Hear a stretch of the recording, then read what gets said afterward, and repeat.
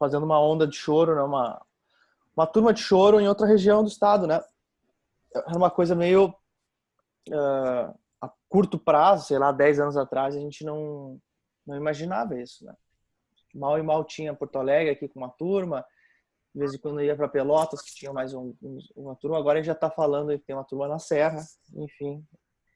Dentro das possibilidades a gente vai se espraiando a coisa do choro aí, vocês estão fazendo essa parte. Então, boa tarde para todo mundo aí. Mais uma vez, bem-vindo aí quem está chegando. Eu preparei algumas coisas para hoje aqui, seguindo, né? A gente está... Confesso que a gente começou pensando, eu pelo menos, comecei pensando que a gente ia fazer algumas aulas online, mas ia já retornar, né, para o presencial lá, e a coisa tá ficando cada vez mais longe aí, mas a gente vai seguindo por aqui, e acho que pela presença da galera que tá vindo, a gente tá entre 20 pessoas aqui, no sábado a gente fica entre umas 40, 50 pessoas. Provavelmente a gente vai ter que manter, né, esse um horáriozinho assim semanal online para, enfim, possibilitar que a gente encontre essa galera, continue encontrando essa galera, né? A história é que a gente está na quinta aula da quinta, né? Que é a aula voltada para a parte de acompanhamento, especificamente, né? E já estamos indo lá para a oitava aula lá no sábado, então quer dizer assim, bastante coisa já discutida. Deve ter gente aí deve estar cansado já de algumas coisas já viram algumas vezes, mas vamos lá, né? A gente tem um repertório a ser discutido aí, e a gente está tocando as músicas do caderno, a gente está entrando na oitava música, se não me engano, do caderno, né? Não contei, mas assim, é Linda Flor, que é uma música bem conhecida, e quem toca choro aí já conhece a coisa das canções, é conhecida como uma das primeiras canções, né? Os primeiros músicas que utilizam o acompanhamento de canção, né? De choro, né? É uma canção antiga e assim, independente da coisa de ser da base, né? Das músicas iniciais desse tipo de acompanhamento. Só fechar aqui alguém abriu o áudio aí, não? Aí deu. Eu venho fazendo, então a ideia é assim, hoje a gente falar sobre a música, dar uma tratadinha nela, algumas coisas do Linda Flor, e também continuar aquele caminho que a gente começou na aula passada, quem estava aí, que é uma trajetória que eu venho fazendo aqui em aula sobre as danças do choro, assim, meio que traçando historicamente, né, fazendo uma linha do tempo das levadas, tá? Na verdade, quero começar por essa parte aí. Nós falamos, para quem está chegando aí, vou retomar um pouquinho, mas a gente falou sobre a questão, eu dividi e mandei o material aí, que eu vou colocar no chat aqui para quem quiser, já, que é um material bem simples que eu produzi sobre danças do choro, tá? Só um segundo, tá aqui já no chat de novo aqui, tá? Mandei para todo mundo. Esse material ele separa em 7 danças ou 7 ritmos, ou o nome, a terminologia tanto faz, tá? 7 danças, ritmos, levadas, como queiram, tá? E subgênero do choro, enfim. Divide em 7 partes essas levadas, que são essencialmente o que a gente encontra dentro do repertório, tá? Do material do choro, de gravações de choro. É óbvio que o universo é maior que isso, que a gente vai ter coisas que não estão aí dentro, sobretudo as coisas que ficam um pouco mais regionalizadas, né? Que estão no repertório do choro, mas que eu não coloquei aí. Por exemplo, o baião, né? Essas coisas tem no choro, mas a gente já são um pouco mais regionalizadas. Eu acabei não colocando nesse material básico das danças. E a gente está... Vou abrir ele também para fazendo o acompanhamento com o documento aqui. Só um segundinho. Que daí a gente pode acompanhar também com a imagem dele. Cheguei nele. Só um segundo.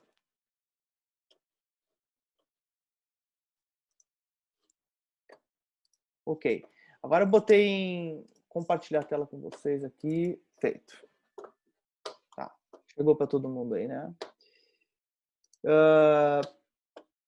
Mais um segundo. O que acontece? A gente tem umas danças iniciais, né? Essas danças básicas do choro que compõem a história do choro. Até eu quero falar sobre, eu vou falar no sábado com a Gabi pediu, faltou, eu acho que dá para incluir uma coisa do lundu aqui, né? Então são essas danças iniciais do choro, onde a gente vai encontrar o repertório da primeira geração do choro, quase todo feito dentro dessas danças, né? Do jeito de acompanhar inclusive a terminologia nas partituras, né? Então eu colocando aí no material a polca, a valsa, né? A shots. Então essas três iniciais que a gente falou, inclusive na aula a gente acabou não dei outros exemplos, né? Mas aqui está colocado aqui no material alguns exemplos de músicas aqui como o Ameno Rezedá, né? A valsa O Revendo Passado, né? Que é uma valsa que a gente tocou praticamente tudo isso a gente já tocou na oficina, um desses nos últimos tempos aí músicas que a gente utiliza para mostrar, né, os tipos de, enfim, essas danças. E paramos, né, na aula. Então aqui estão colocados nesse material alguns exemplos de levadas e um exemplo de repertório. Importante, claro que está anexo, não está aqui, mas tem gravações dessas músicas que estão assim dentro desses parâmetros, né?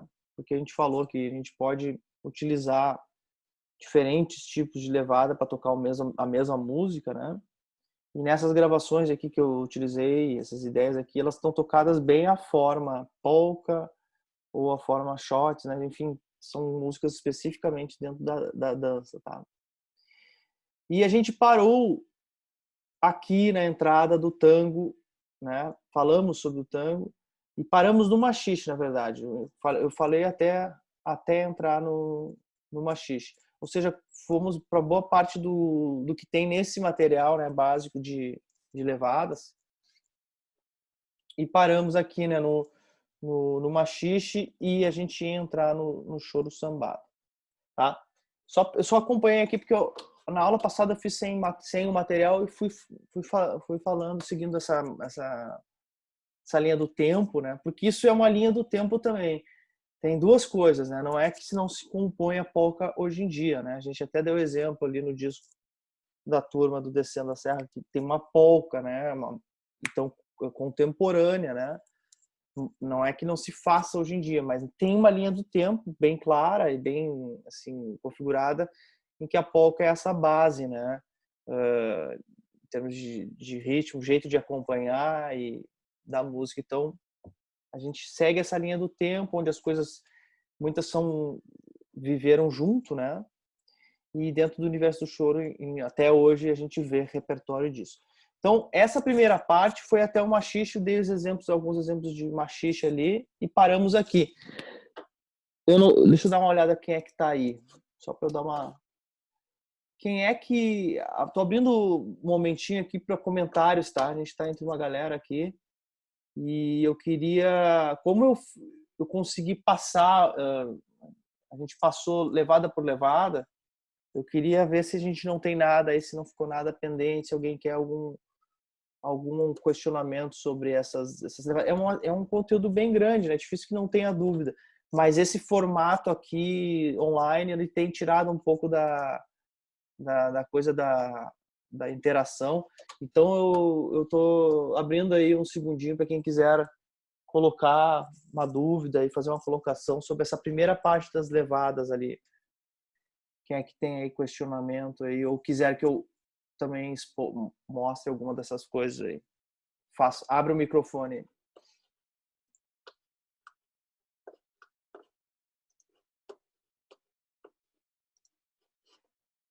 Vocês, hein? Ô, Matias. Buenas. Não, é que tem umas levadas que elas resolvem numa pausa só, e tem outras que precisam de duas pautas para elas serem resolvidas, não é isso? Isso, tem levadas que compõem, a levada se explica dentro de um compasso, né? Ou até de um tempo, né? O choro, por exemplo, é uma levada que se explica, a levada básica, ela é explicada dentro, ela precisa de um tempo, e ali está escrito ali mais ou menos o que é a lógica da levada. Sempre repetindo, né? Esses padrões de levadas, né? São elementos que a gente tem que ter bem explicados para nós mesmos, né? Mas na hora de aplicar, não quer dizer que a gente não vai tocar músicas inteiras utilizando um padrão. Pelo contrário, a gente vai mixando esses padrões, vai misturando eles, vai colocando em diferentes lugares. Tem que se ter um entendimento do que a música pede, né, ou oferece. E a gente e outra coisa é a questão da harmonia, né?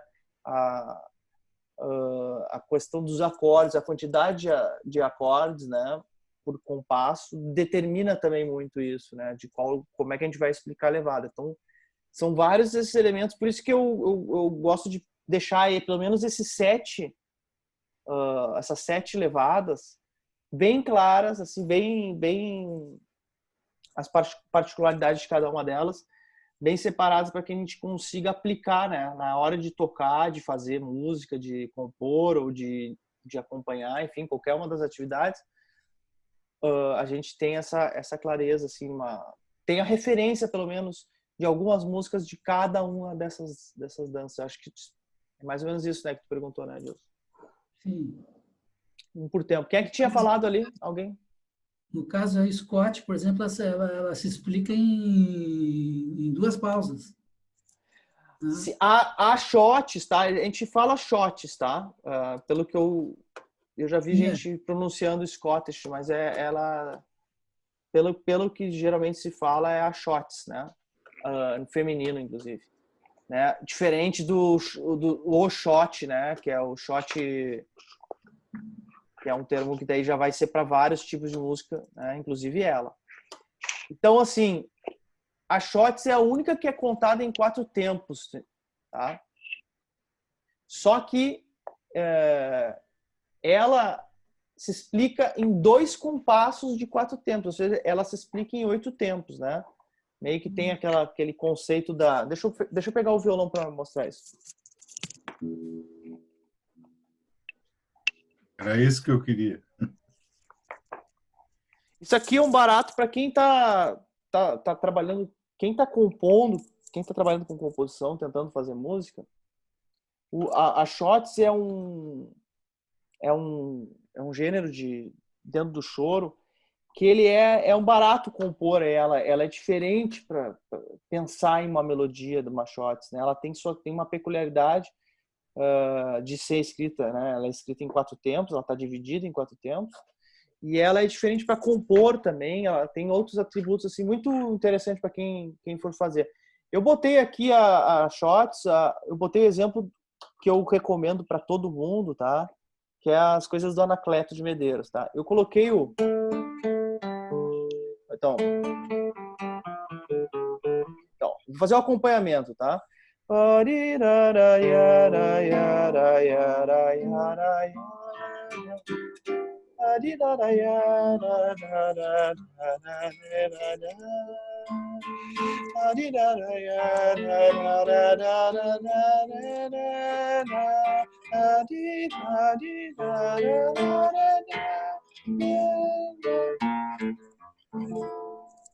Então, o que rola aqui? Primeiro, por que está obrigatoriamente escrito em 4 tempos?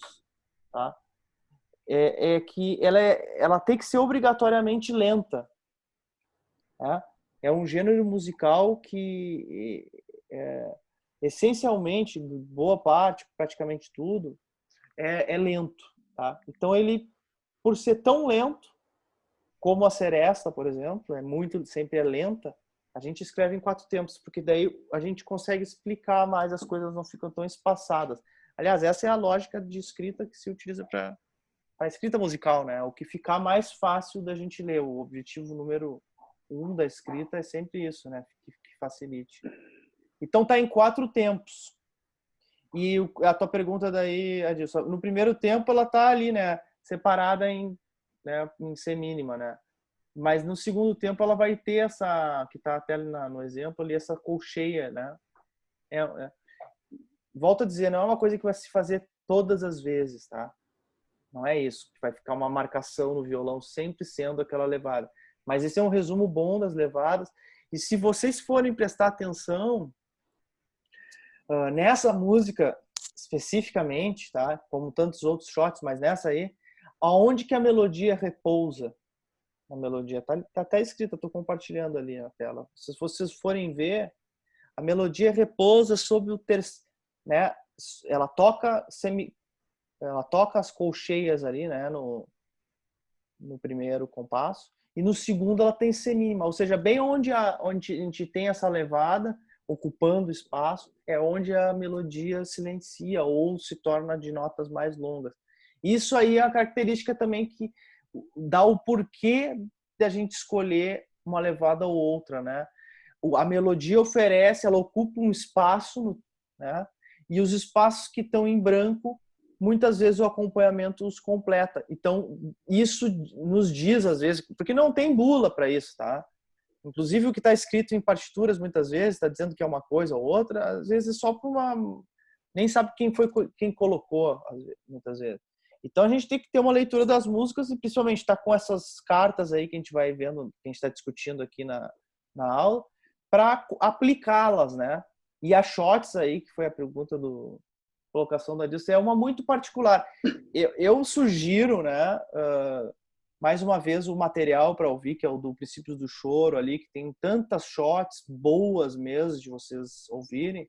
Teria uma referência de dezenas de shots para ter uma noção mais né, explicada. A questão, eu estou dando um exemplo aqui de um repertório, mas para a gente ter uma noção mínima, assim, teriam que ser pelo menos 10, 15 músicas, né? Recomendo o Iara também, né?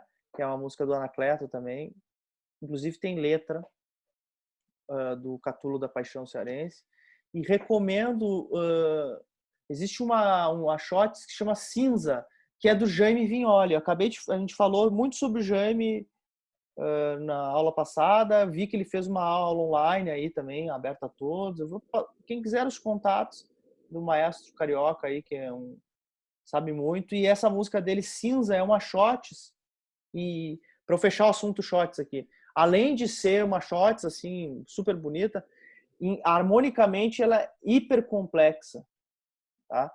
É uma música super difícil, complexa, e as shots, foi nas shots, durante bastante tempo, que muitos compositores utilizavam elas para ir além harmonicamente, faziam coisas harmonicamente mais arrojadas, porque ela era lenta, a melodia era lenta, era fácil, então o que eles iam, muitos compositores foram além em termos de harmonia nas shots.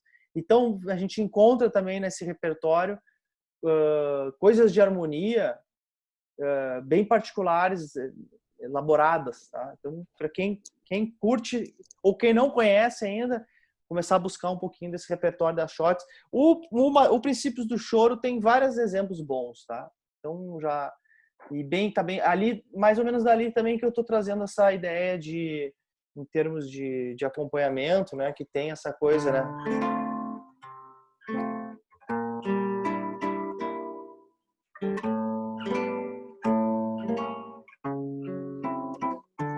Sei lá, né, que tem essa configuração aí colocada em 2 compassos. Gente, mais perguntas aí. Eu falei sobre, relembrando, polka, valsa. A gente aprofundou pouco em coisa de valsa, ninguém trouxe nenhuma pergunta também, que eu tenho umas coisas para contribuir, quem quiser aí. O tango também. Falamos sobre o choro, a canção, que na verdade a gente vai entrar no assunto da música, que é uma canção também aqui depois. E paramos na machixe, né? Eu tenho a última parte aqui para falar, que é a parte da modificação, né, da entrada do samba mesmo, né, do samba de batucada, nessas levadas, que daí dá uma mexida considerável, né? Matias, João aqui, me dá a João. impressão que a levada dos shots e a levada da polca são quase iguais. Apenas uma diferença na velocidade do andamento e na maneira de escrever. É isso? Primeiro, a polca é em todos os andamentos, tá? A polca eu gosto muito de uma configuração que se falou. Eu vou dar o crédito aqui para o Arthur de Faria, que é um historiador aqui do Rio Grande do Sul. Ele comenta que a polca é o rock, né, do século XIX, né? Então era meio que virou não é, o panorama, a comparação que ele faz é porque é uma maneira de se fazer música, né? Era uma maneira de se fazer música que no mundo inteiro virou, se espalhou pelo mundo inteiro. Então ela tanto tem todos os andamentos. Agora shots, se tu for pesquisar, João, tu vai ver, são coisas lentas, essencialmente, né? E tem alguns exemplos, tá? Eu vi exemplo até de shot com percussão, por exemplo. É uma coisa que a shots quase nunca, ou assim, raramente mesmo, tem percussão. Ela não tem percussão, né? Ela é sem instrumentos de percussão. Não tem gravações, tu não vê quase nada com percussão, até quem quiser me trazer alguma coisa. E esses tempos eu vi algumas coisas e até legal. Mas ela é essencialmente lenta, o caráter dela é lento e se confunde muito, João, com a seresta. Ela tem diferenças, ela tá tal qual ali, aquelas coisas que a gente confunde do tango para machixe, ela tá para seresta também, ela é assim muito próxima, né? E com características em comum muito particulares, por exemplo, o andamento lento, né? Lento, né? Sempre repertório muito com andamento lento. Era isso? Tinha mais alguma coisa que tu perguntou?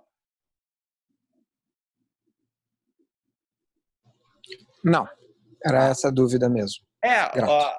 Eu sugiro para quem quiser ver um pouco mais das shots, o Princípios do Choro, e ouvir algumas, para ter porque é uma música que talvez seja a que a gente menos tenha referência assim no dia a dia, né? A gente ouve muito, por exemplo, aí os solistas aí que estão na área, quantas shots, João, toca no repertório aí? Eu acho que eu toco uns 4 ou 5, assim, bem pouquinhos. E já toca bastante, hein? Porque se a gente for ver aí com solistas em geral, a gente vai ter vários que vão dizer, não me lembro de nenhum. Assim, não toca. É que também na roda não se toca tanto, né? Tem um aspecto da percussão, né? Uma música que ela não tem percussão, né? Então, como é que na roda vai ter um momento que nem se faz o momento da valsa, né? Se faz aquele momento da shots também, mas a galera em geral não tem no repertório, né? Se for pesquisar assim desse set aqui, seguramente é a que o pessoal menos toca é shots, né? Acontece. Talvez por causa disso, tem vários elementos, é o que eu disse, tem shots com harmonias diferentes. Essa própria Implorando, ela tem uma modulação super particular também nela. É uma música que é uma música simples, só que já tem coisas de harmonia que são... É linda a música, a sugestão que eu coloquei ali. Bueno, eu vou entrar então no último ponto aqui das levadas, que daí a gente mata todo o material. Infelizmente, eu acho que eu não gravei uma das aulas que eu tinha falado sobre as outras levadas anteriores, porque o celular não gravou no celular. Então, se alguém quiser tirar algum comentário sobre as levadas, fique à vontade. Depois a gente faz um resumão dela. Eu posso fazer um resumão passando de uma a uma. Eu acho que é isso aí. Eu vou concluir hoje fazendo a linha do tempo meio que ao vivo, assim, passando uma a uma com os exemplos das levadas, tá? Bueno, posso entrar aqui então? Estou indo adiante. Vou entrar na virada, tá? No material que eu estou compartilhando com vocês aqui, tá? Que é a do sambado, tá? O sambado, já contei muitas vezes essa história, acho que talvez para a maioria de quem está aqui, então não vou chover muito no molhado, vocês já sabem, tem gente que sabe muito mais, inclusive, essa história, que é na virada dos anos 30 ali, né? 1930, surge o Estácio de Sá, Deixa Falar, na verdade, né? O Ismael Silva e a turma de batuqueiros, uma geração inteira ali de músicos que se encontraram e criaram uma nova tecnologia. Eu gosto de tecnologia porque já explico por que eu uso essa palavra. Uma nova tecnologia na música brasileira, né? O que é isso aí? Eles criaram um ritmo, né, novo, um jeito novo de explicar o ritmo todo da música popular até então ali. E eles criaram os instrumentos para executar esse ritmo, né? Então ali nessa época foi criado o tamborim, o surdo, né? Pelo Bide, né? Que é um desses personagens, né? A turma são vários personagens. Tem livros falando sobre isso aí. Quem quiser conhecer mais essa época aí, além, eu recomendo porque é uma época de muita invenção. Aliás, a década de 30 ali para todas as áreas e para todas as, enfim, para arte, para tudo, para a ciência, 1930, toda essa década foi assim muito decisiva, né? E para nós, assim, entra essa história do paradigma do Estácio, tá? Que é essa nova forma de dividir, de acompanhar a música brasileira, né? Que é essa música par, né? De dois tempos, que é o samba como ele é hoje em dia, né? Então fica para trás aquela cultura do samba que passa a se chamar de machixe, né? A levar em termos de levada, né? E a mesma turma, de certa forma, começa a tocar o acompanhamento que sai daquela levada e vai pro, né? Uma modificação assim enorme, né? Uma coisa bem diferente da outra e que é criada e eu preciso colocar um elemento porque a gente está falando aqui de uma oficina de choro, né? Não posso me esquecer disso nunca e lembrando que tem um personagem aí que entra no meio dessa história que pouca gente sabe disso, mas que ele é fundamental e que eu já encorajo aqui quem está ouvindo a ouvir a obra desse cara, chama Benedito Lacerda. A gente conhece, às vezes, mais Benedito Lacerda naquelas parcerias, né, algumas até faladas e tal, com Pixinguinha e tal, mas esse personagem, ele é assim, fundamental, né? Foi um dos principais flautistas da história, compositores do choro, e ele estava lá nessa época, né? Para quem não sabe, ele estava lá nesse bolo aí do Deixa Falar, foi o primeiro surdista da escola, inclusive, e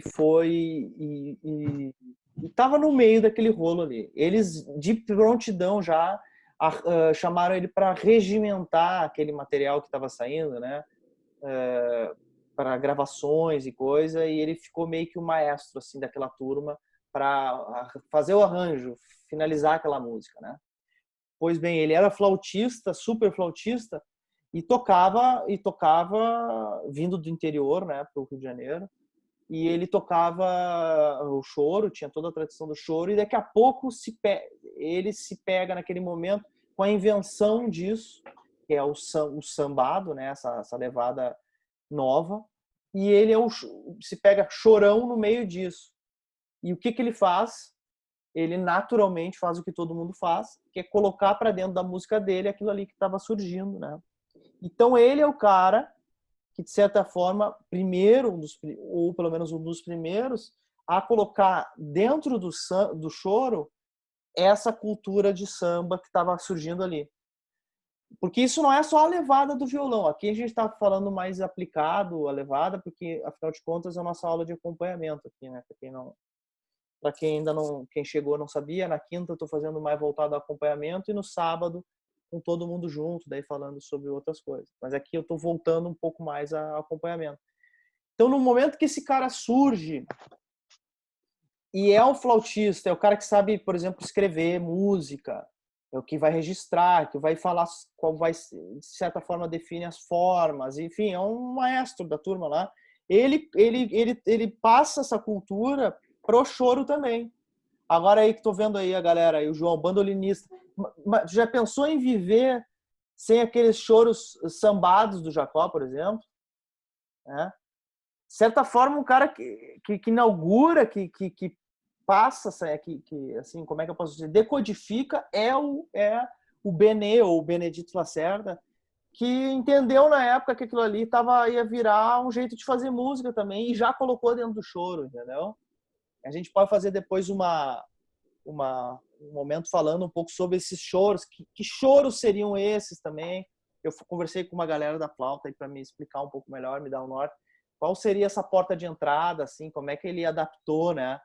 Porque é diferente, no momento que tu inventa essa levada, aí muda muita coisa. O acompanhamento manda muito nas melodias, né? A gente tem muito a ideia pronta de que o solista que vai definir como vai ser a coisa e tal, em termos de ritmo, de levada. Mas o acompanhamento, na verdade, muitas vezes ele influencia mais no que vai se tornar a música do que o próprio solo, né? É um constante, estão se ajeitando sempre, mas quando o acompanhamento ele define muitas dessas coisas, né? Sem dúvida.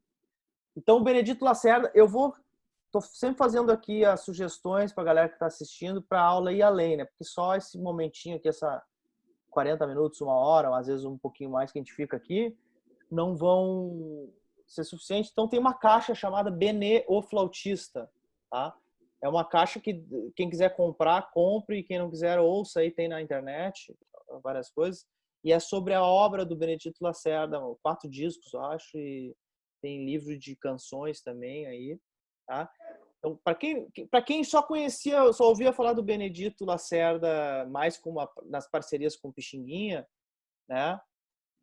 Ouça isso aí, vocês vão se surpreender bastante, porque é algo bem particular, bem de alto nível, tá? O Benedito Lacerda foi um dos mais, fechando a história do Benedito Lacerda, foi um dos grandes artistas assim da música instrumental. Tinha avião, viajava pelo Brasil fazendo turnê, era uma coisa assim quase que impensável hoje em dia para a música instrumental que ele alcançou, né? Regional do Benedito Lacerda, né? Lembrem aí com Dino 7 cordas, enfim, né? Músicos da primeira ordem, né?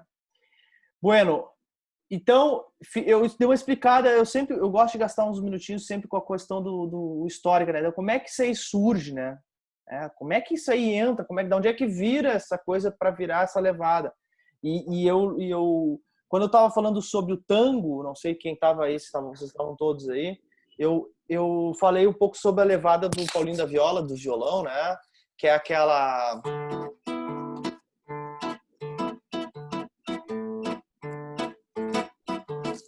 Que a gente faz a levada do tango espelhada, né? Então, a levada do tango seria mais ou menos assim, né?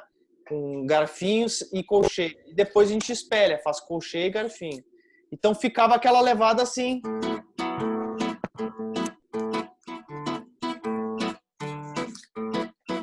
Tum tá tá tum tá tum tá tum tá tá tum tá tá tum tá tum tá tum tá tá tum tá tá. Essa levada que a gente conhece como levada de samba do Paulinho, né? Claro que eu tô fazendo aqui um basicão, ela vai variar, gente, lembrando sempre. Mas essa levada aí, ela não está se comunicando tanto com essa fase nova do samba. Ela é uma levada mais explicada, e se vocês forem escrevê-la, vocês vão ver que ela está dentro dos compassos. Ela não tem nota penduradas entre compassos, né? É uma levada de samba também, de certa forma, assim, mais comportada dentro do compasso, né? Sem swing, não quer dizer nada. Ela é super valorosa, mas já essa levada de sambada que surge, ela já tem notas penduradas entre compassos. Então,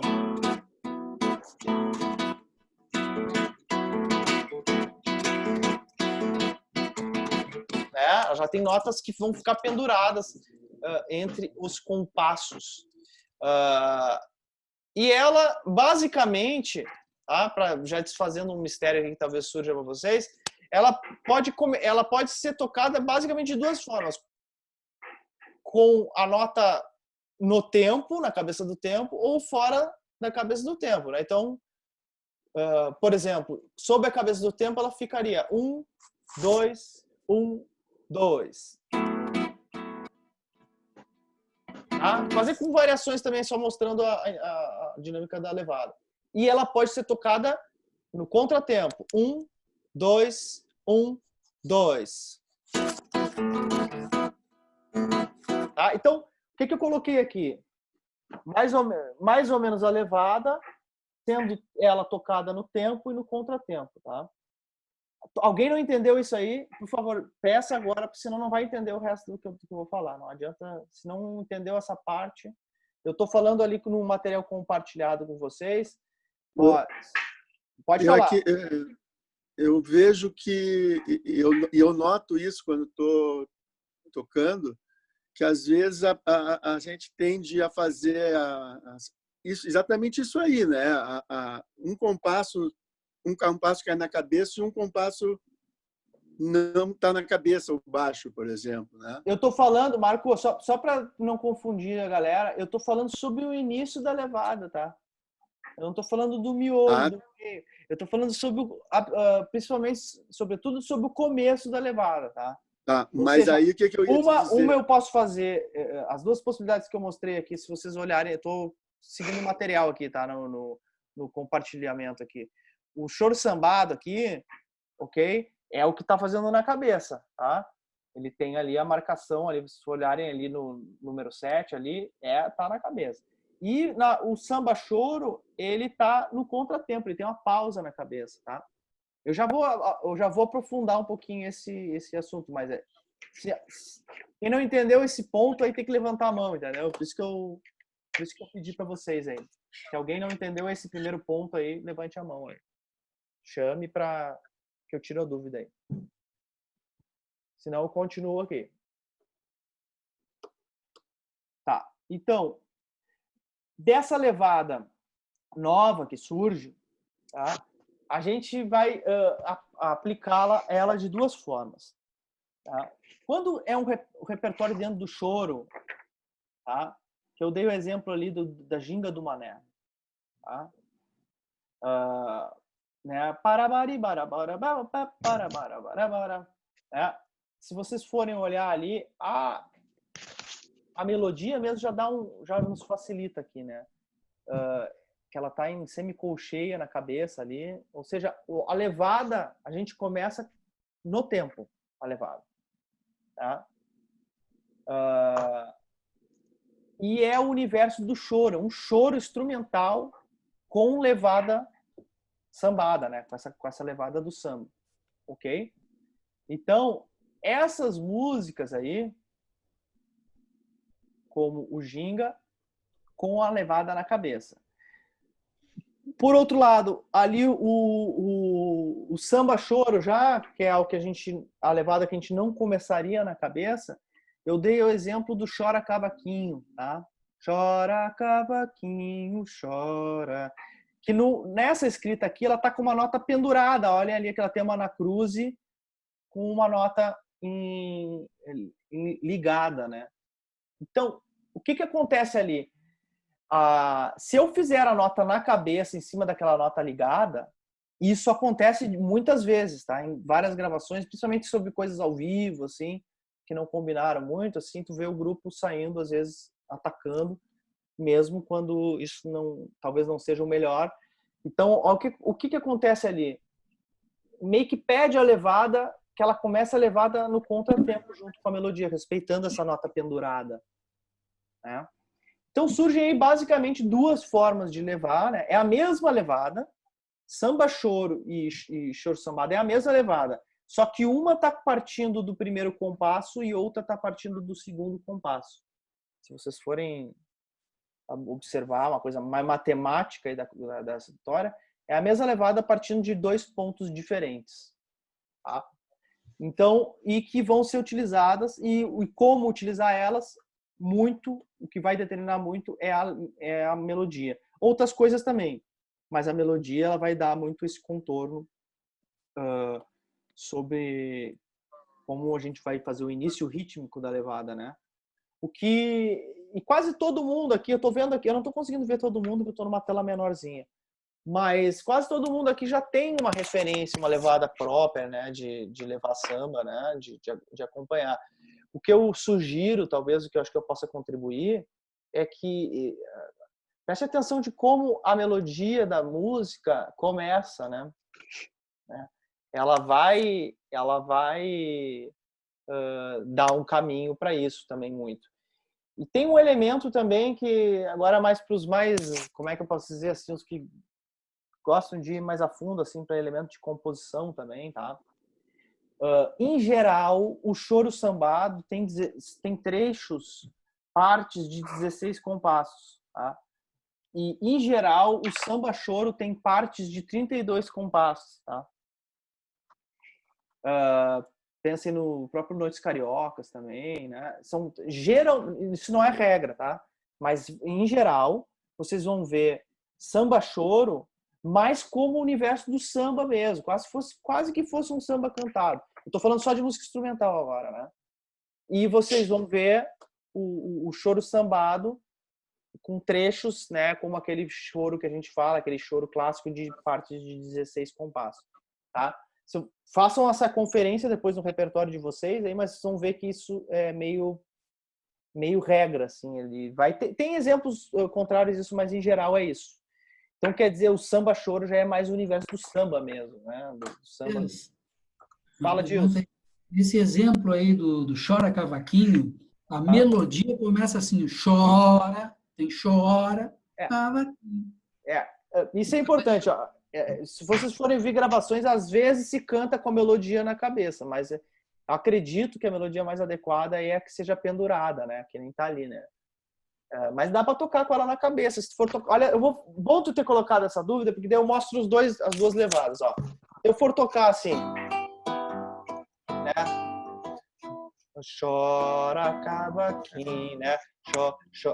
Vou sair de antes, né? Mas ó, pode se fazer chora cavaquinho. Não é bem assim essa música, né? A gente sabe que ela é chora cavaquinho, chora violão também. Nosso amor foi embora, deixando saudades de alguém. Tá? Essa eu tô tocando aqui, tá? Agora, olha se eu tocasse a mesma música agora com a levada de choro sambado, né? Chora cavaquinho, chora violão. Eu tô tocando a mesma música, mas a intenção dela muda completamente, a melodia acaba deslocada, né? Então, é importante, é sutil a diferença entre uma levada e outra, porque tem mais a ver com o ponto, como é que ela começa, né? Mas se a gente não souber dessa sutileza, daqui a pouco a gente está tocando Chora Cavaquinho dessa forma. Chora Cavaquinho. Não tem nada a ver com a música, né? É bem o que tu disse antes. Ela é Chora Cavaquinho, chora. Ou seja, ela está pendurada, né? Ela tem nota antes do tempo forte acontecendo, né? Nota antes do tempo forte. Dá pra, assim, quem não entendeu hoje o assunto todo, assim, nessa questão, comece a testar dentro do seu repertório, que na verdade o que eu incentivo bastante, talvez às vezes eu demore, ou não consiga me expressar tanto sobre isso, mas o mais importante é vocês começarem a fazer revisão do material que você já tem na mão, por exemplo, músicas que vocês já tocam. Quando eu falo de harmonia, quando eu falo de levada, é para vocês exatamente fazerem essa leitura do que já tocam. E daí eu acho que, quem sabe, possa contribuir no jeito de tocar e adaptando algumas coisas e entendendo. Eu posso falar por mim, olhando esse material e estudando isso aí, eu revi muita coisa do jeito de tocar certos repertórios, né? Eu fui realmente modificando, porque vi que tinha coisas que atropelavam. Isso eu acho uma boa palavra. A gente, muitas vezes, no acompanhamento, a gente atropela um monte de coisa que está acontecendo na música. Porque não é por mal, é por não ter esse jogo de cintura aí nessas levadas. E acaba descaracterizando, daí sim, uma palavra bem... descaracterizando repertórios, né? Às vezes isso é bom, dá certo, soa bem, fica diferente, mas soa bem, mas às vezes fica uma luta pra gente tocar a música. Vocês viram aqui no Chora Cavaquinho, por exemplo, com essa situação, o quanto fica pode modificar a música, né? Buenos, temos mais perguntas aí? Como é que é? Eu penso, acho que eu não vou entrar no Linda Flor hoje, não. Vamos entrar na aula de sábado. O que eu queria... Eu vou trocar de assunto. Então, agora, um segundinho aí, quem quiser fazer alguma colocação aí para a coisa da levada aí, tá na hora. Se não... tem uma pergunta aqui. Outra pergunta. A levada do Paulinho que eu coloquei, tá? Primeiro tem uma levada, eu não sei de quem é, J7 Nel, tá sem nome aí, tá?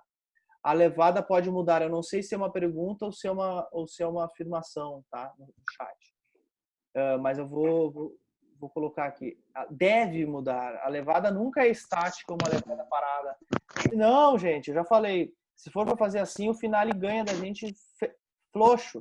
Só botar play lá e ele ganha, porque nunca vai errar, né? Então, exatamente essa coisa flexível, né? E com misturas que é a característica do acompanhamento do ser humano, né?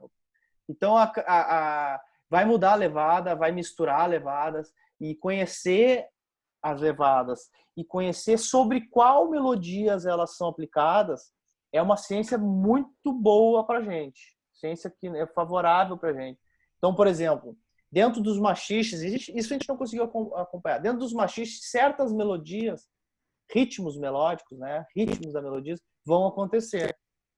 A gente conhecer eles vai nos facilitar, vai fazer essa conexão entre acompanhamento e melodia. A Carol tá aí, ó, já vou responder a Carol, por exemplo. Conhecer essas minúcias entre acompanhamento e quais são os desenhos das melodias de cada um desses gêneros é fundamental para a gente falar esse idioma, né, que é o choro. Então, a pergunta da Carol, se há outros artistas que utilizam essa levada do Paulinho, né, essa levada de samba do Paulinho. Olha,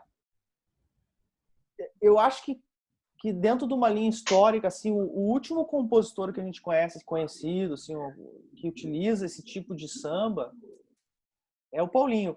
E eu falei até na aula, é engraçado, porque a levada do Paulinho é muito baseada naquela coisa do Agemiro, né, da Portela, que é aquela levada de pandeiro, né, que é tu tá tu tá tu tá tu tá tu, que é a levada da Portela de pandeiro, né?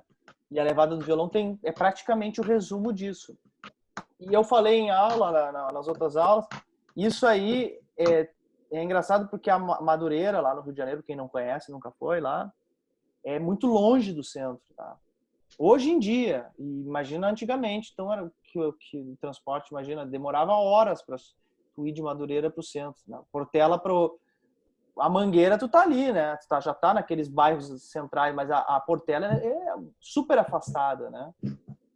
Então aquilo ali se conservou, essa levada mais antiga de samba ali, toda essa onda, ela se conservou de uma forma particular na Portela, né? Que é a escola que o Paulinho, enfim, professa, né? Então agora me colocaram no chat aqui, ó. Boa, gente, tá funcionando o chat aí. Se não quiserem perguntar presencialmente, coloquem no chat aí que também funciona. O Túlio Piva, né? O Marco colocou. O Túlio Piva, eu gosto de colocar o Túlio Piva, como outros artistas aqui do Rio Grande do Sul, tá? Dessa área do samba e do choro, com uma particularidade, né? Tem uma coisa que é bem à parte nele, que é a questão de ser do Rio Grande do Sul, né? Então, e de ter o contato a vida inteira com essas levadas e coisas aqui do Rio Grande do Sul. Na hora de tocar, se for ver o Túlio Piva, ele usava aquela dedeira de plástico, né? E faz aquela levada cheia, que nos lembra até, enfim, outros artistas, mas Nelson Cavaquinho, aquela levada de mão cheia, né? Mas a dele é muito particular, e tem uma obra fonográfica, gravações, então eu acho que o Túlio Piva eu gosto de pensar como um caso à parte, assim, e que carrega na coisa dele essa história do Rio Grande do Sul, né? Mesmo que não seja tocando os gêneros gaúchos, né? mas sim, não tem como fugir. A gente tem um sotaque aqui, o artista que toca choro aqui no Rio Grande do Sul, que mora aqui, que não, né, que fica aqui e samba, ele não tem escolha, ele vai ter um acento, e eu gosto de lembrar sempre nesse acento, que é o acento que não é nem, às vezes eu não estou nem falando da milonga ou do chamamé, eu penso muito no tango, o acento do tango, né, que é toda essa coisa platina aqui, né. Se vocês forem ouvir ritmo de repertório de tango, vocês vão ver que o jeito de solar, o jeito de colocar o acompanhamento de muita gente aqui do choro, historicamente, tinha muito a ver com o tango argentino. Aquela divisão, né, forte, né, 4 tempos marcada. E só para finalizar esse assunto, Marco, se a gente for ver o cara que é símbolo, que é o Lupicínio Rodrigues, né? O Lupicínio, eles colocam o Lupicínio como o inventor da dor de cotovelo. Vocês já ouviram falar disso, né? Alguém já ouviu falar, né? Vida inteira, quase que é um símbolo. Mas o Lupicínio, ele não foi inventor de dor de cotovelo nenhuma. O tango já trazia na letra dos tangos essa mesma temática, colocada de uma mesma forma, há muito mais tempo que o Lupicínio, né? Então, eu vejo essa vertente da dor de cotovelo que se fala dele, assim, né? Como realmente ele foi um dos desenvolvedores dentro da música brasileira, mas a temática de letras, se vocês forem buscar repertórios assim de tango, então eu vejo muito essa conexão aí. Quando a gente fala em artistas gaúchos assim tocando choro, samba, eu sempre procuro ter uma olhar que a gente tem um outro contato aqui, então a gente tem uma particularidade. Eu chamo isso de sotaque, né? Dentro do choro, eu chamo isso dentro do sotaque. É como a gente ir para o Nordeste e ver um bandolinista lá tocando, e daqui a pouco a gente vê ele toca frevo junto, né? E choro, então o acento dele também é o do frevo, né, João? Tu conhece a galera lá dos que tocam frevo aí, né? Tu vê que o toque dele já é um outro toque, né? Um outro acento, né? Vocês forem ver aí os violonistas de lá também, tem muitos amigos, eu fui algumas vezes falar, né? Tem uma turma, conheço bastante, a turma de lá do choro, Maestro Marco César e vários artistas que eu acabei fazendo amizade, e o toque deles é particular. Eu posso dizer alguns discos, recomendar quem quiser depois ali. Eles têm discos de choro mesmo, né? Tradicionalmente, como fez o Descendo a Serra, eles têm o disco deles que eles lançaram agora. E a tocada deles, o acento, né? Ou em inglês, sotaque se eu não me engano, é accent, né? A tradução, né, para inglês. E é bem isso, o acento, o sotaque, essa coisa vai mudando e vai mudando de lugar em lugar. Última curiosidade aqui. O Rio de Janeiro sempre foi visto como o lugar que tem o acento do samba no choro também, né? Além do, né, esse acento do samba, né, esse sotaque do samba dentro do choro é uma coisa muito carioca. É óbvio que a gente faz aqui também. E no Rio Grande do Sul, o que a gente poderia dizer fonograficamente que é o nosso sotaque, ou que é a nossa, assim, a coisa que mais apareceu, é a valsa. Até na primeira fase do choro aqui no Rio Grande do Sul, ainda na virada do século XIX para o XX, o que mais se tinha registro de gravação, o que mais se gravava, o acento que mais se colocava, o gênero que mais se tocava era o da valsa. Tem uma história para contar aí, que eu não vou... Daí eu posso entrar em outro momento, que é o momento dos registros das gravações e dos fonográficos aqui, para a gente falar sobre isso, sobre qual é o que poderia nos definir, assim, historicamente, como uma das coisas que a gente mais colocou, né, produziu, né, dentro dessa música do choro. E a valsa aqui sempre foi um negócio muito particular. Gente, temos mais perguntas aí, eu vou encerrando por hoje aí, mas eu gostei, se tiver pergunta, tô dentro. Vai, Léo. Do sotaque, lembra aquele Paraíba que estava conosco lá em Pelotas? Eu esqueci o nome dele. Da Paraíba, em qual ano? Paraíba, que teve lá com um festival conosco, que tinha uma pegada bem isso que você estava falando. Só me diz o instrumento para eu me lembrar. Tocar violoncete. Ah, claro. Como é que é o nome dele? Putz. Pô, eu não me lembro, é que esse aí não foi desse ano, esse é 2019, né? Isso. É, Ele falou, ele tudo. Claro que sim, é o nome dele, pô, eu não me lembro, ele é parceiro até do Luciano também, que é o pessoal do Espírito Santo. Me faltou o nome dele agora, Léo, mas exatamente, tu vê que ele tocando o desenho dos baixos ali, o ritmo dos baixos, isso é das coisas mais bonitas para ver dentro do choro, é isso, assim. Acho que tem alguns documentários que já retrataram um pouco disso, né, mostrar esses sotaques aí, mas eu gostaria pessoalmente de ir além, assim, ter algo que me mostrasse mais isso. Eu já tinha projetos, coloquei alguns projetos para tentar realizar, não consegui ainda. Um deles era esse, assim, fazer essa volta no Brasil aí, mostrando esses sotaques aí, né? Espero que passando essa função aí possa retomar essa ideia, que é uma ideia de um documentário que eu estava tentando colocar na prática. E sobre isso, né? Esse assunto é super interessante. Eu fui para alguns lugares já para falar sobre isso, montei palestras sobre isso em diferentes lugares já. É um assunto que não tem fim.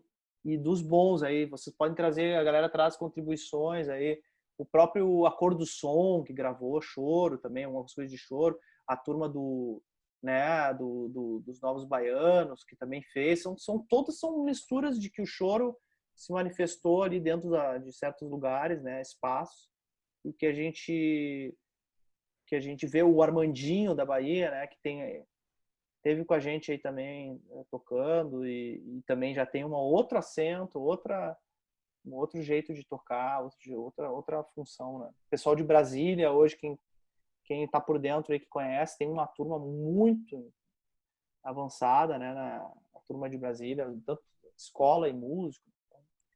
E aí, vamos para mais pergunta aí. O que chegou aí? Vamos ver. Alô. Alô? Matias, eu tenho uma dúvida com Buenas. relação a essa coisa do contexto histórico da levada aí do samba. Esses sambas do Estácio, eles já tinham essa característica de o início da levada ser pendurada, assim, ou também se tinha sambas assim marcando a cabeça do tempo? Olha só, eu vou te falar um pouco sobre hipóteses, tá? Porque isso aí tá bem relatado no material As Transformações do Samba no Rio de Janeiro, que é aquela tese de doutorado. Já te trago aqui o nome dele, como é que é o nome dele? Levei para a oficina já algumas vezes e daqui a pouco eu te compartilho essa tese aí, que é muito legal, o material que virou um livro, né? Que é o Feitiço Decente, o nome do livro, tá? Só tá me faltando. Né? Sandrone, Carlos Sandrone. Isso aí. Aquela tese dele fala muito sobre isso aí. E também tem o Samba de Sambar do Estácio, que é um livro também que falou sobre isso aí, tá? Esses são os materiais que é para. Samba de Sambar do Estácio. Eu tenho ele aqui, o Feijão me deu de presente. Deixa eu ver se tá aqui pra quem. Só um segundo.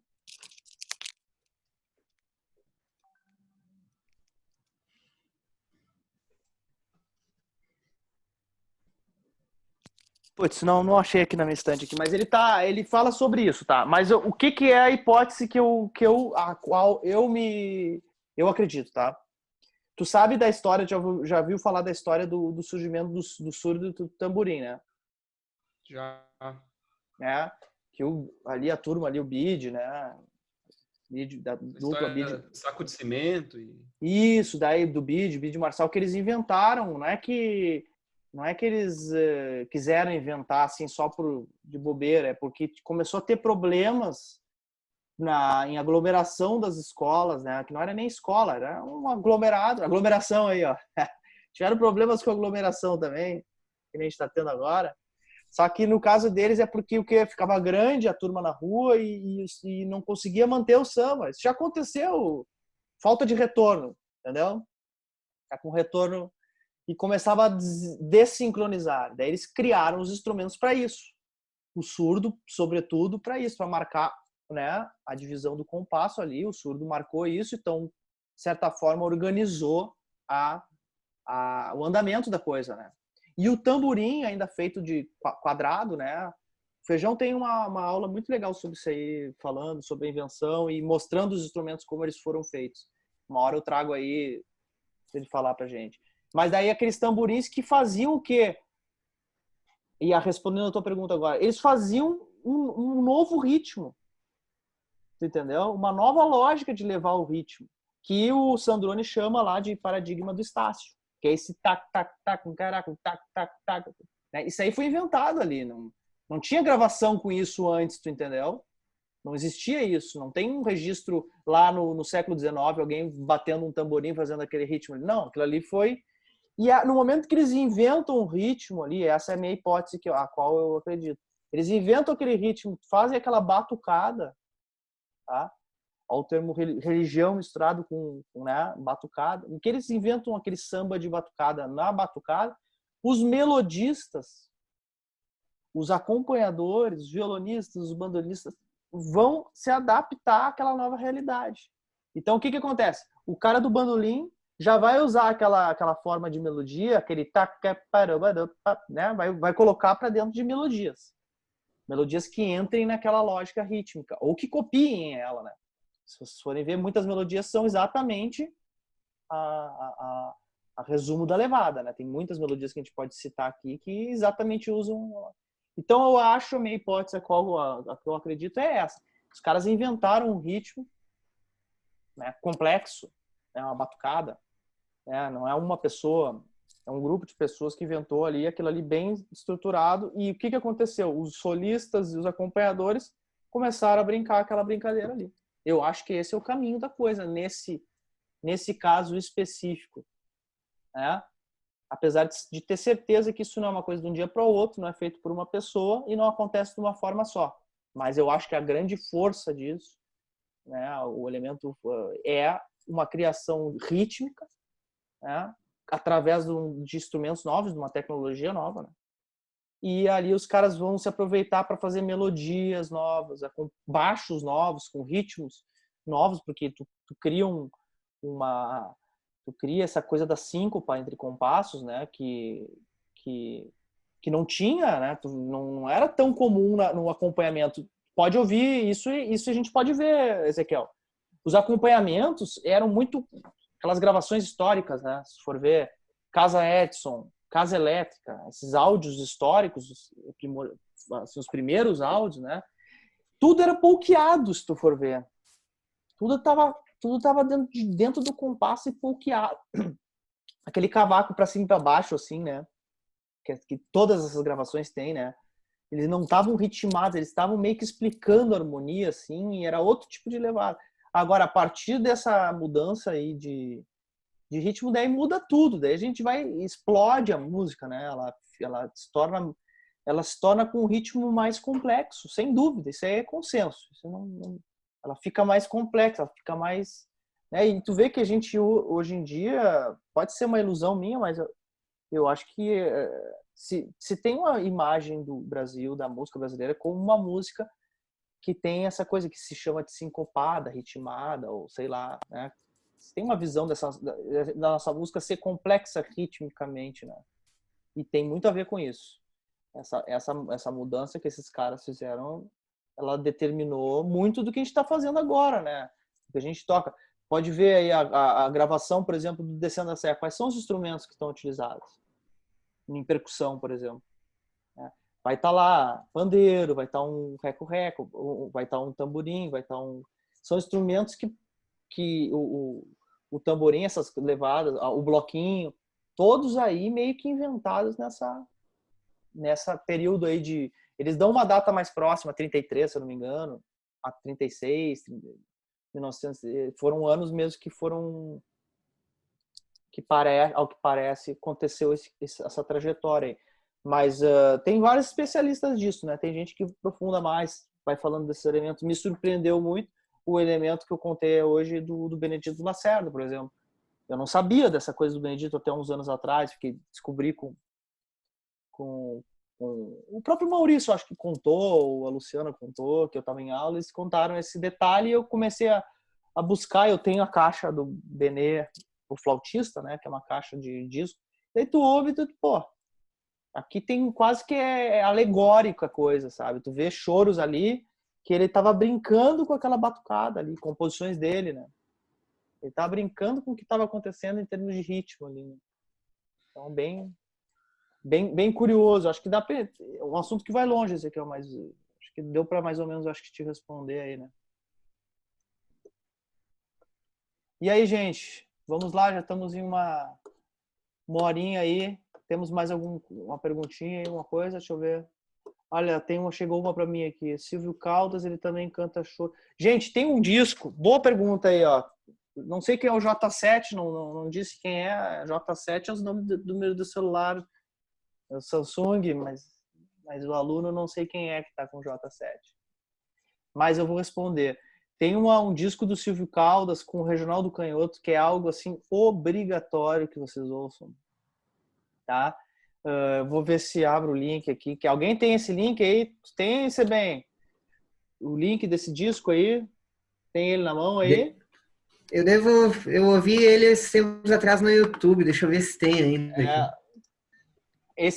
O Silvio Caldas meio que conta a história da música brasileira, assim, em vários tópicos, né? E é o Reginaldo Canhoto acompanhando, né? Dino Canhoto.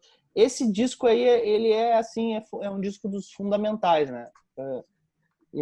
Então ele vai mostrar de tudo aí, ele canta coisas... Jangada, para mim, é o ponto alto aí desse disco aí, Jangada, a música Jangada. Vocês vão ouvir... J7 é um espião aí, ó. Estão te chamando de espião aí, J7. Eu não sei quem é, tá? O número do celular. Mas eu aproveito para dizer que os espiões são bem-vindos aí, porque a aula é aberta, podem chamar quem quiser para acessar as aulas. Né? Copiem o link aí no WhatsApp de vocês, são bem-vindos a turma aí e depois presencial vão continuar sendo. Pode falar. Uma curiosidade, o Silvio Caldas, final dos anos 70, eu acho, por aí, ele aparecia no Fantástico e ele fazia esse quadro em que ele falava de histórias, na época era assim, histórias e histórias da música popular brasileira.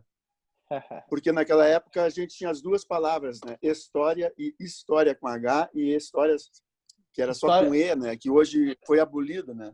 Mas a história era meio que mentira, né? O com E era meio que alusivo a uma coisa que não era não? História era a questão histórica mesmo, assim. E história era uma história, não era eu não sabia. Mentira, eu não sabia. Um caso, assim, uma coisa. Um caso, mas independente disso, né? Ele contava histórias interessantes sobre casos assim pitorescos da música, né?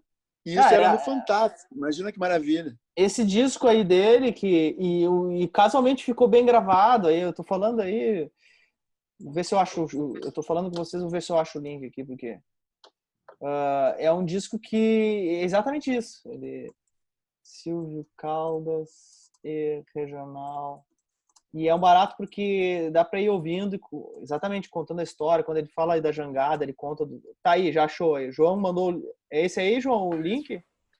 Isso, o disco é o Histórias da Música Popular Brasileira, acho que é. Mas no YouTube ele não tá mais. O YouTube tá tirando algumas coisas por causa de reivindicação de direitos e tal. Às vezes tem um dia, depois não tem mais. E tu achou em outro lugar aí? Eu achei o link do disco que é a ficha e as músicas, mas se tu pesquisar na internet em algum lugar vai ter para escutar. Então tá aí o link para quem quiser saber sobre o disco que eu tô falando. E é recomendação assim, é divertidíssimo. Vale a pena ouvir ele. E ele vai contar várias e tocar, principalmente quem é que tá tocando ali, né? O jeito de tocar, rancho fundo. Conta a história da música Rancho Fundo, conta a história do Jangada, João Valentão, do Dorival Caymmi. Se eu for ver aqui o repertório da oficina dos últimos anos, aí tem muita coisa desse disco duplo aí. Vale a pena. Gente, mais alguma pergunta aí? Temos mais algum alô aí? Senão vou me despedindo de vocês e sábado a gente conversa. Obrigado a presença aí, Ezequiel. Tragam aí novidades aí, tá? A galera que tá chegando junto. Tragam coisas novas. Só então, para finalizar, então, sábado a gente tem esse encontro 14 horas. Quem chegar junto, quem quiser chegar junto, já chame a turma mais também para vir. E vamos falar um pouquinho, tocar o Linda Flor, tá? Essa música, essa canção. Dê uma olhada, quem quiser dar uma estudada na música do Linda Flor, dá uma olhada na harmonia que eu sugeri ali. Eu fiz um aparado de várias versões, tá? Dessa música e tentei meio condensar aí. Vou botar aqui o caderno, tá? De novo, porque eu vi que tem gente que talvez esteja sem o caderno. Estou botando o caderno da Oficina 2020 e aqui estão as músicas as que eu estou falando, tá? Então, é só pegar o caderno, abrir, e a próxima música, nesse sábado, é o Linda Flor. A gente já andou por tantos repertórios aí, então estamos aí, chegando no Linda Flor, metade mais da metade já do caderno. Eu não achei o de Levadas. O de Levadas... é o mesmo, aquele que já tinha de anos anteriores, de 2018, por exemplo, eu me lembro que eu tinha. Eu vou botar aqui para ti, tá? Eu botei no começo da aula, mas acho que tu não estava online ainda. Já estou botando aqui. Na verdade, são as 7 danças do choro ali que eu separei. Eu repito, 2019. Tinha 2019 tem. Tinha nos cadernos. Eu prometi juntar os cadernos, não juntei, né? Mas eu tenho que fazer um arquivo aqui do computador, juntar. Tem caderno desde 2014 ou 15 que eu faço, e eu quero juntar tudo num caderno para a gente ter esse repertório maior. De 2018 tinha as danças, então deve ser ainda a mesma. É a mesma onda. Não, essas danças não mudaram desde então. Já estão aí por a praia uns 200 anos. Mas, claro, tem várias formas de a gente discutir elas. Mas tu podia ter atualizado algum exemplo. Não, eu tô brincando, tô brincando contigo, mano. Só de sacanagem, mas assim, é aquele material mesmo, e o que a gente está melhorando é a discussão sobre o material e chegando em pontos novos que antes que eu não alcançava, assim, a gente vai reunindo como a coisa do tango brasileiro, que a gente deu uma evoluída. Mas assim, eu deixo o último comentário sobre essa questão das levadas, assim, que elas não fazem muito sentido se vocês não explorarem um repertório grande para cada uma das levadas. Então, cada uma que vocês forem dar uma olhada, procurem ouvir mesmo, como está todo mundo com um certo tempo em casa para fazer isso também, ouvir esse repertório de cada uma dessas levadas. Por exemplo, falamos das shots hoje, né? Bastante até. Coloquem um repertório de umas 10 shots para ouvir, né? Procurem ali, que tem várias, assim, as mais clássicas pelo menos, para ter essa ideia, porque sem essa nuvem, essa mancha aí sobre cada uma das danças, fica muito difícil, por exemplo, quem quer compor uma música, tipo uma shot, sem ter uma referência de 10, 20, 30, 50 shots, para que daí a gente possa se comunicar dentro da linguagem. É quase que nem uma aula de idioma também, né? A gente tem que ter vocabulário, tem que ter a gramática das coisas, assim, senão fica difícil a gente se comunicar, né? Fica uma comunicação muito truncada, simples. Então, quem quiser ir além, fora as citações que eu estou fazendo em aula aqui, cada uma das aulas, eu acho que ir atrás de ouvir, né, botar esse play aí, coleção Princípios do Choro mais uma vez. Tá, gente? Um abraço a todos e até sábado. Conto com a presença de vocês.